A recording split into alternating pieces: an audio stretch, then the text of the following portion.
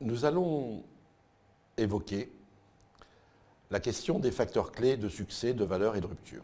Pourquoi les évoquer en même temps? Parce qu'en fait, ils correspondent à l'évolution qui va du marché stable au marché instable et au non-marché. Alors vous allez me dire, on aurait pu le prendre dans l'autre sens, oui. On aurait pu dire qu'au commencement, il y a forcément un non-marché, hein, et que là, à ce moment-là, on part avec un facteur clé, des facteurs clés de rupture, que ce marché se constituant, hein, il faudra, au niveau de la stabilité, passer sur des facteurs clés de succès, et que l'instabilité rend possible, effectivement, l'analyse des facteurs clés de valeur. Le facteur clé de succès, c'est assez simple. Il correspond en fait aux moyens que je mets en œuvre sur un segment particulier pour que ma proposition de valeur soit repérée comme étant la meilleure par le client. Autrement dit, si le prix fait partie des facteurs clés de succès, ça signifie que si je ne suis pas au prix admis par les consommateurs, je ne vendrai pas. Il faut bien faire attention. On a vu qu'un marché stable a tendance à se segmenter avec, d'un côté, le départ en coût-volume et de l'autre côté, le départ en différenciation, souvent dans le domaine un peu luxueux. C'est vrai de l'habillement, c'est vrai de la voiture, en évoquant le B2C, hein, c'est moins vrai évidemment en B2B. En coût-volume, le prix est l'élément essentiel. On trouve sur les marchés des chaussures à moins d'1 € la paire, produits en plastique en Chine pour aller marcher sur les rochers, sur les plages. On peut à peu près choisir la couleur qu'on veut. Il est clair que cette paire-là, pour cet usage-là, si elle est à 3 €, ce ne sera pas possible. On sait très bien qu'à l'opposé, dans le domaine de la marque, avec des applications particulières de chaussures pour pieds sensibles, etc., on n'aura à ce moment-là aucune limite pratiquement dans le prix, puisqu'on a des paires de chaussures à plusieurs milliers d'euros. Mais en revanche, bien évidemment, la marque deviendra essentielle et donc les moyens à mettre en œuvre pour la soutenir seront très forts.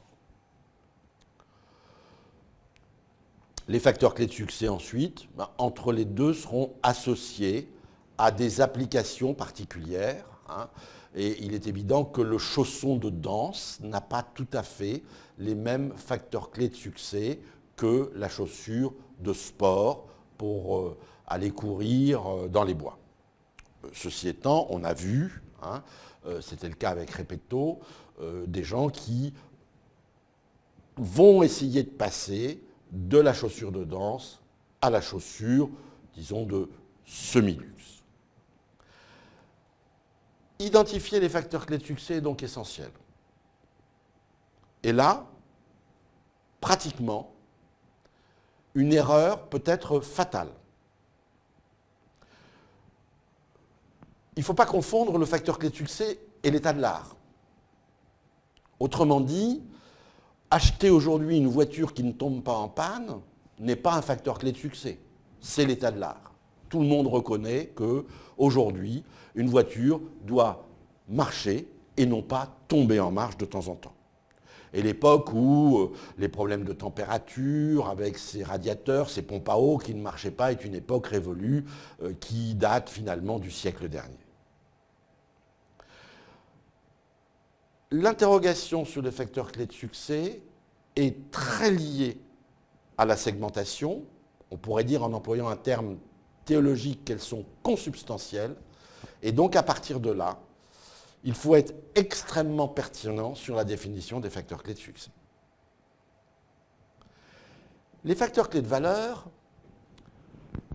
qui sont un peu mis en évidence dans la méthode océan rouge, océan bleu, d'où l'image, hein.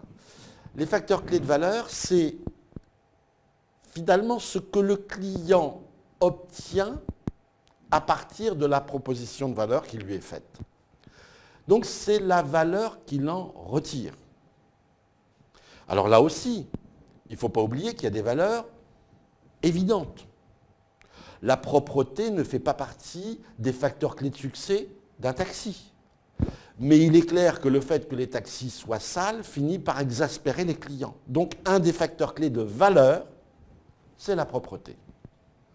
C'est-à-dire qu'au fond, la valeur correspond à un état de l'art en devenir. Alors vous me direz, si demain je lance une compagnie de taxis avec effectivement des taxis propres, ben oui, elle existe, elle s'appelle Uber. Hein, et donc l'ubérisation, les gens disent, bah, l'ubérisation c'est finalement du numérique, du ceci, du cela. Non, pas seulement, c'est aussi sur un marché qui a été rendu instable par le fait que, encore aujourd'hui, en 2016, on trouve des taxis parisiens où le chauffeur fume, eh bien, la conviction, la certitude, en prenant Uber, que ça ne se passe pas, fait que le client va opter là-dessus. Il y a bien sûr autre chose, hein, c'est-à-dire que comme les clients étaient saturés parce qu'ils trouvaient que les courses étaient chères, et notamment le prix inscrit au compteur, eh bien l'ubérisation a détruit cela, puisqu'il n'y a pas de montant inscrit au compteur quand le taxi arrive.